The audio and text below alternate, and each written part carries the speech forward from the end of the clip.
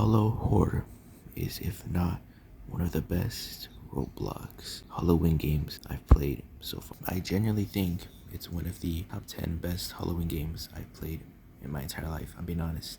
And it's the first Halloween game I played with my friends. The story of Hallow Horror is actually pretty interesting. I have to say it's probably one of my favorite horror-like games story. For sure, pretty much, it's a town called Hallow Horror that everyone disappeared. And then after that, we are going to pull up and we basically start investigating the entire town. So pretty much, we just go into this random haunted house that's conveniently still open. The entire town is obviously still alive. But obviously, we just end up going underground the place.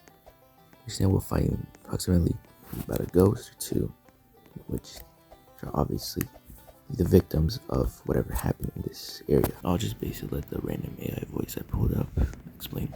So basically there's a town called Hallow Horror Night, and then this town they overly celebrate Halloween every year. That's self-explanatory. I mean, just look at the game. But over time people started going missing in the town until eventually one day the whole entire town mysteriously disappeared until 4 people. Our main characters stumbled across the town and started investigating it. Not only was the town deserted on the day of celebrating Halloween, but where were we again? Oh yeah, there's obviously ghosts. Now, obviously, I don't remember the name of the ghost, but there are specifically 2 ghosts. Sorry about that being, well, 2 mace ghosts, but I'll just give them separate names.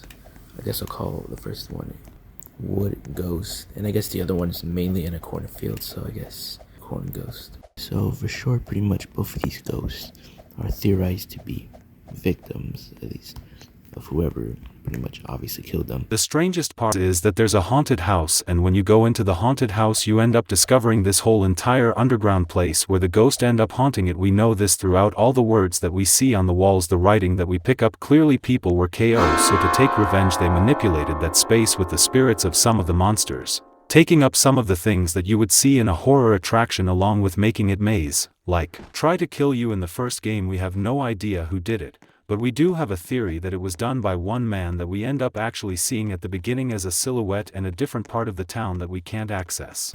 So basically around the end of the game, Ghost tries to warn you obviously, but for some reason, around the end of the game, obviously you get just chased by this ghost. For what reason?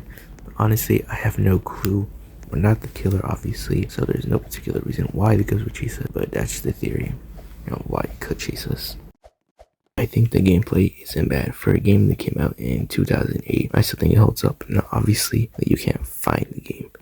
The only way to play it is if you already favorited the game or even favorited the sequel to the game. But honestly, the only thing I complain about is probably it's buggy for a few things. Only the ghosts are buggy.